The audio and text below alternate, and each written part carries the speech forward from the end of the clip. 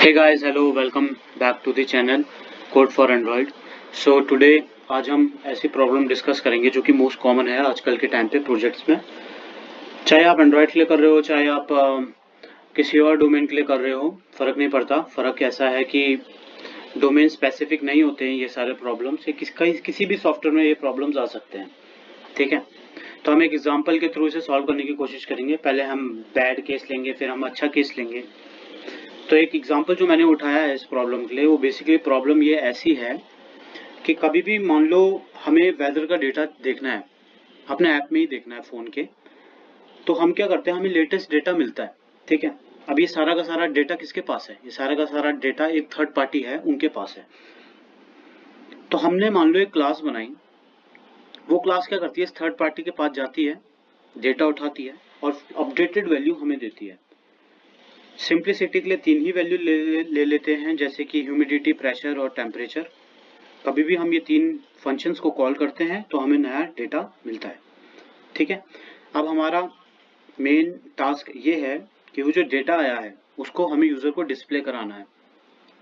Display हम कैसे कराएंगे? डिस्प्ले हम डिफरेंट तरीकों से करा सकते हैं। किसी को हम बार ग्राफ दिखा रहे हैं, किसी को हम करंट कंडीशंस के हिसाब से डिस्प्ले करा रहे हैं, किसी को हम फोरकास्ट वेदर के हिसाब से डिस्प्ले करा रहे हैं। तो यूज़र को डिस्प्ले करने के तरीके बहुत ही अलग अलग हो सकते हैं। कोई तरीके बहुत ही ट्रेंड में नहीं है तो हटा भी सकते हैं, कोई नए तरीके आए तो डिस्प्ले चेंज होता रहेगा, ठीक है। तो एक एग्जांपल के थ्रू मैं आपको बताऊंगा कि बैड वे कौन सा है और अच्छा वे कौन सा है। तो स्टार्ट करते हैं। मान के चलो ये हमारी मेन क्लास है। मेन क्लास में क्या है, हम एक वेदर डेटा क्रिएट करेंगे। मैं अभी आपको बताऊंगा कैसे क्रिएट किया है। और वेदर डेटा ने जैसे क्रिएट करा, हमने मेजरमेंट चेंज कॉल किया है। वेदर डेटा को क्या क्लास है? वेदर डेटा एक क्लास है जो कि एक थर्ड पार्टी सर्विस से हमें डेटा लाके देती है। चलिए थर्ड पार्टी सर्विस कैसे डिफाइन कर रखी है मैंने देख लेते हैं। एक थर्ड पार्टी सर्विस है, वो क्या करती है, हमें एक्चुअली रिसेंट टेम्परेचर, ह्यूमिडिटी और प्रेशर चाहिए। तो यहाँ पे जो कोड होगा ना, यहाँ पे वो कोड होगा जो कि थर्ड पार्टी सर्विस से एपीआई हिट होती है। एपीआई हिट होने के बाद जो डेटा नया आता है सर्वर से, वो यहाँ पे आता है। सिंप्लिसिटी के लिए मैंने यहाँ पे क्या किया, एक रैंडम वैल्यू वापस से भेज रहा हूँ यूज़र को, ह्यूमिडिटी के लिए, प्रेशर के लिए और टेम्परेचर के लिए। अब आप बोलोगे आपने इस तरीके से क्यों किया, कि एक इंटरफेस बनाया, उसको ऐसे इम्प्लीमेंट करा और तब जाके हमने यहाँ पे उस इंटरफेस के रेफरेंस पे ये वाली वैल्यू डाली। ये चीज़ मैंने ये इसलिए करी है क्योंकि कल के डेट में, कल के टाइम में, अगर फ्यूचर में ये चीज़ थर्ड पार्टी सर्विस हमें पसंद ना आए, हमें कोई दूसरी सर्विस है जो कि बहुत सस्ते में ये डेटा प्रोवाइड करती है, तो हम यहाँ पे इजीली चेंज कर सकते हैं। कैसे चेंज कर सकते हैं? हमें बस यहाँ पे वो दूसरी क्लास बनानी होगी और हमारा काम खत्म। हमें और चीज़ें चेंज नहीं करनी पड़ी होगी, बस यहाँ पे हमें नाम चेंज करना, दैट्स इट। देख रहे हो आप?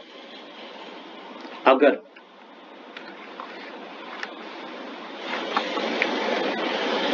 यहाँ पे कोई तीसरी आई तो हम यहाँ पे तीसरी भी ऐड ऑन कर सकते हैं,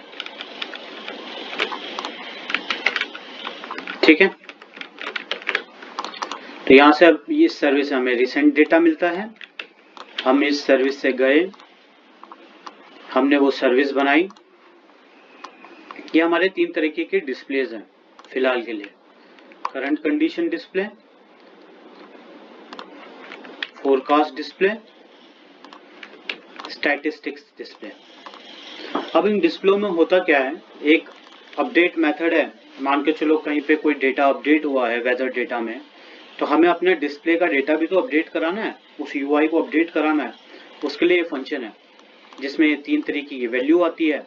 हम उन तीन तरीके की वैल्यू को अपडेट करते हैं और डिस्प्ले पे उनको प्रिंट करा देते हैं। यहाँ पे वो कस्टम यूआई लॉजिक लगेगा जो कि यूजर को दिखेगा। सिंप्लिसिटी के लिए मैंने यहाँ पे एक लाइन प्रिंट करा दी जो कि हर एक अलग होगी, जिससे हम ये बता पाए कि कौन से डिस्प्ले में कौन सी वैल्यू प्रिंट हो रही है, ठीक है। वेदर डेटा में वापस जाते हैं। ये हमने 3 डिस्प्ले क्रिएट करे, हमने यहाँ पे सर्विस क्रिएट करी। मेजरमेंट चेंज जब कॉल होता है तो ये क्या करता है, 3 हमारे जो डिस्प्लेज हैं उनको अपडेट करना है। तो हमने रिसेंट वैल्यू उठाई थर्ड पार्टी सर्विस से और हमने अपने तीनों के तीनों डिस्प्ले को अपडेट कर दिया। अब आप बोलोगे तो बहुत ही ईजी था, इसमें क्या थी प्रॉब्लम? प्रॉब्लम क्या है? सब सही तो चल रहा है। फ्यूचर में अगर न्यू डिस्प्ले आती है कोई, या हमें क्रिएट करनी है कोई नई डिस्प्ले, या हमें हटानी है कोई नई डिस्प्ले, हमें क्या करना पड़ेगा, हमें यहाँ पे नई डिस्प्ले ऐड करनी पड़ेगी। यानी कि ये वाली जो क्लास है इसको चेंज करना पड़ेगा। अगर मुझे कोई डिस्प्ले नहीं चाहिए तो मुझे इस क्लास में चेंज करना पड़ेगा। तो चेंज हो रहा है इस क्लास में, लेकिन हम ऐड कर रहे हैं दूसरी डिस्प्ले। तो ये मेरे को सही नहीं लग रही अप्रोच। दूसरी चीज ये है कि देखिए यहाँ पे एक ही मेथड को बार बार कॉल किया जा रहा है, सेम मेथड कॉलिंग हो रही है। तो यहाँ पे भी हम कुछ इम्प्रूवमेंट कर सकते हैं। ये मेरे 2 प्रॉब्लम्स है जो मैंने आपको भी बताया। तो इसको कैसे सॉल्व किया जा सकता है? इसको ऐसे सॉल्व किया जा सकता है, एग्जांपल लेते हैं कि मान के चलो हम एक न्यूज़पेपर वाले से रजिस्टर होते हैं, वो हमें बदले में न्यूज़ प्रोवाइड करता है। हमने 1 महीने चलाया, हमें उसकी सर्विस पसंद नहीं आई, हम बोलते हैं कि यार अब हम न्यूज़पेपर लेंगे नहीं, हम तुमसे अनरजिस्टर होते हैं, यानी कि सर्विस बंद करते हैं। वो कहता है ठीक है, बदले में तुम्हें कभी न्यूज़ मिलती नहीं है, लेकिन इसका मतलब ये तो नहीं ना कि और लोगों को न्यूज़ नहीं मिलना बंद हो गया, उनको तो मिलती रहेगी, राइट? तो उसने तो अपनी डायरी में ऐसे यहाँ से मान के चले न्यूज़ का होता फंडा, तो यहाँ पे उसने ऐसे अपडेट कितने अपडेट लिखता हो यहाँ पे। करोड़ों लोग न्यूज़ को रजिस्टर करते हैं, तो करोड़ों बार ये वो वाली फाइलें चेंज करेगा। देख रहे हो आप बड़ी पिक्चर में? नहीं ना। तो बेसिकली ये ऑब्जर्वर पैटर्न होता है कि जिस बंदे को या जिस इंसान को या जिस कम्युनिटी को कोई एक न्यूज़ चाहिए, कोई एक डेटा चाहिए कि कभी भी वो चेंज हो, उसे मिल जाए, उसके लिए वो उस डेटा को ऑब्जर्व करता है। जैसे कि मैं रजिस्टर हुआ उस न्यूज़पेपर वालों से, उस पे न्यूज़पेपर वालों ने कोई भी नई न्यूज़ आती है तो मेरे को वो नई न्यूज़ मिल जाती है। कल के डेट में अगर मैं नहीं चाहता कि नई न्यूज़ मुझे मिले, मैं सिंपली अनरजिस्टर कर दूंगा, उसको फर्क नहीं पड़ेगा, वो न्यूज़ फिर भी एमिट करेगा ही करेगा। जो बाकी सब लोग हैं जो रजिस्टर हो रखे हैं उनको न्यूज़ आराम से मिलती रहेगी। इस वे में हम ये अचीव कर सकते हैं। ठीक है, अब चेंज की तरफ जाते हैं। मैं अब चेंज दिखाता हूँ आपको क्या है। ये मेरी मेन एक्टिविटी है। हम अपनी वेदर डेटा में जाते हैं। नॉर्मली हमने वही कर रखा है, सर्विस लिखा ली, एक सर्विस क्रिएट करी, सर्विस से डेटा निकाला और इन 3 वेरिएबल्स में डाल दिया। अब हमने क्या करा, ऑब्जर्वर पैटर्न अप्लाई किया। क्या होता है ऑब्जर्वर पैटर्न, कैसे ऐड कर सकते हैं हम अपने प्रोजेक्ट में? हम ऑब्जर्वर्स फाइल में जाते हैं, हमने एक इंटरफेस बनाया सब्जेक्ट। ये इंटरफेस वो है जो कि डेटा को एमिट करेगा, मींस जिसके पास डेटा है, जो डेटा का कलेक्शन रख रहा है, जो सर्विस प्रोवाइड कर रहा है, वो इस इंटरफेस को इम्प्लीमेंट करेगा। इसके पास 3 फंक्शंस होंगे, रजिस्टर करो सर्विस में, अनरजिस्टर करो सर्विस में और नोटिफाई करो सबको कि कुछ ना कुछ नया आया है। एक इंटरफेस बनाया ऑब्जर्वर, ये वो है जिनको वो सर्विस चाहिए। तो इसमें एक अपडेट मेथड होगा। अपडेट मेथड तब कॉल होगा जब कभी भी नई चीज या वेदर में कभी भी नया डेटा आता है तो डिफरेंट डिस्प्लेस को अपडेट करते हैं ये। तो बेसिकली जो डिफरेंट डिस्प्लेस हैं वो हो गए ऑब्जर्वर, और जो हमारा वेदर डेटा है वो हमारा हो गया सब्जेक्ट, क्योंकि अल्टीमेटली डेटा तो वही फेंक रहा है। ठीक है, अब हमने यहाँ पे इसे पास करा है एज ऑब्जर्वर टाइप। इसको कह सकते हो program to interface not implementation. हम यहाँ पे स्पेसिफिक डिस्प्ले का नाम नहीं दे रहे हैं क्योंकि हमें मल्टीपल डिस्प्लेस के साथ खेलना है। तो अब मैंने यहाँ पे ऑब्जर्वर पास किया। ये जो ऑब्जर्वर पास करूंगा ये उसको रजिस्टर कर देगा। ये ऑब्जर्वर जो मैंने पास किया वो उसे अनरजिस्टर कर देगा। अब चलते हैं वेदर डेटा की तरफ। वेदर डेटा के पास हम गए, नॉर्मली सर्विस करी, ये करा, ये रे हमने इसको उस सब्जेक्ट से इम्प्लीमेंट करा, उस इंटरफेस से इम्प्लीमेंट करने पे हमें ये तीनों यहाँ पे ओवरराइट करने पड़ेंगे। ठीक है, हम यहाँ पे ओवरराइट करें। यहाँ पे जो भी ऑब्जर्वर इस सर्विस से रजिस्टर करेगा उसे हमने एक लिस्ट में ऐड कर दिया। जब हमने उसको लिस्ट में ऐड करा, यहाँ पे हमने उस ऑब्जर्वर टाइप की लिस्ट मेंटेन कर रखी है। कभी भी उसको अनरजिस्टर करना है तो उसको लिस्ट से हटा दो, सिंपल।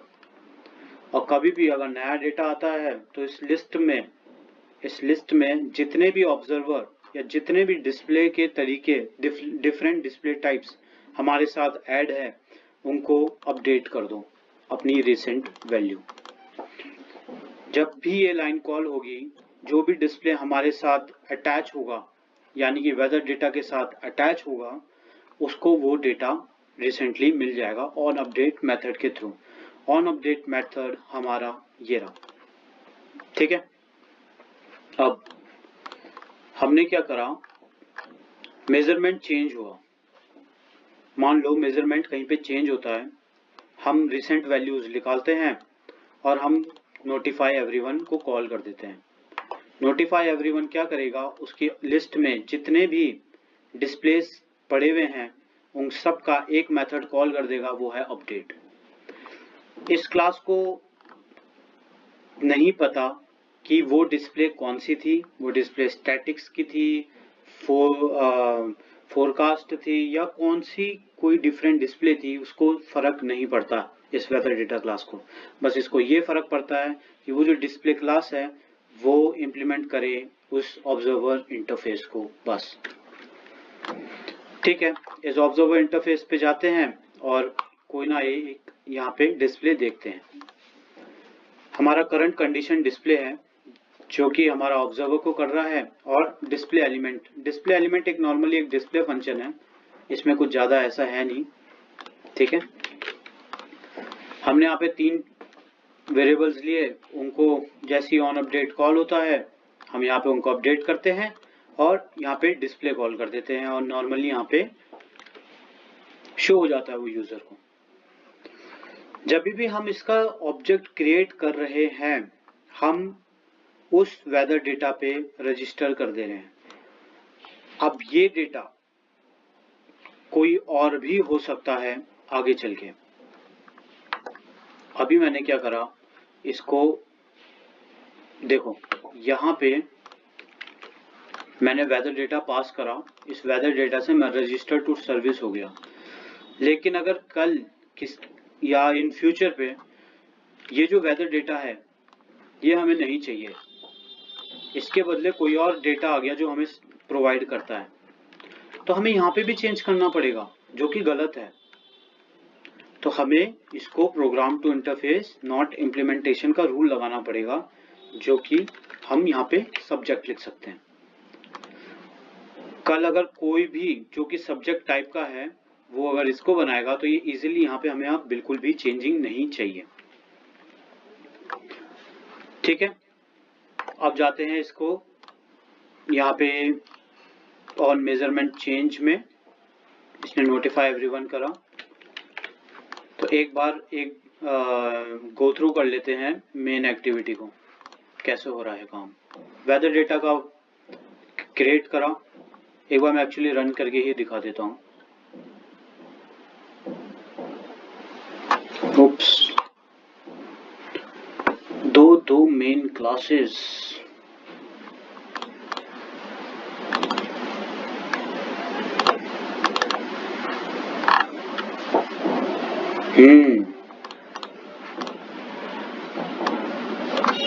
इसे कमेंट करना पड़ेगा फिलहाल।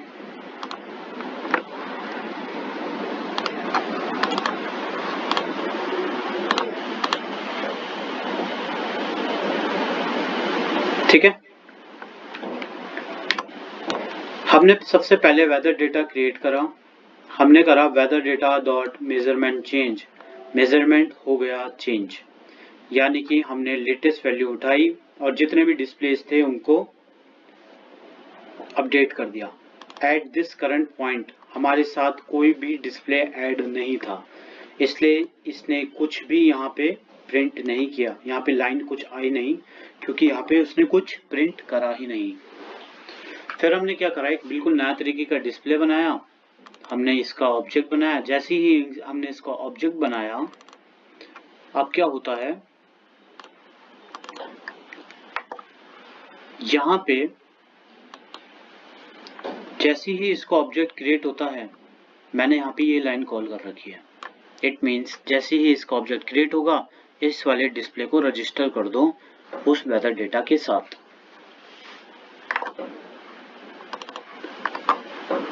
तो इसका मतलब यहाँ पे लिखा है कि मैंने डिस्प्ले भी बना दिया और इसको रजिस्टर कर रहा हूँ मैं वेदर डेटा के साथ। फिर मैं नया डाटा रिलीज करता हूँ। जैसे ही मैं नया डाटा रिलीज करता हूँ, एट दिस करंट पॉइंट मेरे पे एक ही डिस्प्ले है, तो यहाँ पे एक ही डिस्प्ले को डेटा गया, ये लाइन प्रिंट हुई। ठीक है, नाउ अब मैंने क्या करा, मैंने दो नए डिस्प्ले और बनाए, उन दोनों को रजिस्टर किया। रजिस्टर कैसे हुआ, इसके अंदर जाके देखो आप, यहाँ पे कंस्ट्रक्टर में मैंने इसको रजिस्टर कर रखा है। ठीक है, तो जैसे ही ऑब्जेक्ट बनता है वो ऑटोमेटिकली रजिस्टर कर देता है वेदर डेटा के साथ। तो जैसे ये रजिस्टर हुआ, ये भी रजिस्टर हुआ, कोई एक डिफरेंट डेटा मैंने एमिट किया। जब मैंने इसे एमिट किया, एमिट करने के बाद इसने क्या करना है, अब इस पॉइंट पे 3 डिस्प्लेस के साथ अटैच है, 1 2 3। ठीक है, तो ये क्या करता है, ये तीनों को डेटा दे देता है। देख रहे हो इस पॉइंट तक। अब मैंने क्या करा, मैंने स्टैटिस्टिक्स वाली जो डेटा क्लास थी उसको अब अनरजिस्टर करना है। तो उसने क्या करा, सिंपली अनरजिस्टर कर दिया स्टैटिक्स डिस्प्ले को। फिर से मैंने न्यू डेटा फेंका, तो सिर्फ 2 क्लासेस को 2 डिस्प्ले ही अपडेट हो पाए। इससे मेरा फायदा क्या हुआ, मैं रन टाइम पे डिस्प्ले हटा सकता हूँ और जोड़ सकता हूँ, लेकिन मुझे वेदर डेटा क्लास को चेंज नहीं करना पड़ेगा। मेरे को ये चेंज करने की ज़रूरत नहीं पड़ी। अगर मुझे यहाँ पे फोरकास्ट डिस्प्ले को भी हटाना है उस सर्विस से, तो मैंने बस यहाँ से नॉर्मल हटाया और देखो यहाँ पे सिर्फ करंट कंडीशन डिस्प्ले को गया, फोरकास्ट को नहीं गया क्योंकि मैंने उसे अनरजिस्टर कर दिया था। ये सारा कोड आपको गिट में मिल जाएगा इजीली, अगर आप मेरे गिट के उसमें जाओगे तो यहाँ पे मैंने ब्रांचेस बना रखी हैं। मैं यहाँ पे पूरी की पूरी सीरीज कवर करूँगा डिज़ाइन पैटर्न्स में, तो आप लोग वहाँ पे जाके इसको यूज़ कर सकते हो। ठीक है, आई होप आपको ये वीडियो अच्छा लगे, और अगर मेरे एफर्ट्स आपको सही लग रहे हैं या आपको कुछ चेंजेस चाहिए इसमें, या मैं कुछ ढंग से नहीं बता पा रहा हूँ, तो प्लीज़ कमेंट सेक्शन में बताइए, ताकि मैं ज़्यादा से ज़्यादा लोगों को, सॉफ्टवेयर इंजीनियर्स को ये नॉलेज दे पाऊँ और वो उनको आसानी हो इसको सीखने में। Okay, thank you.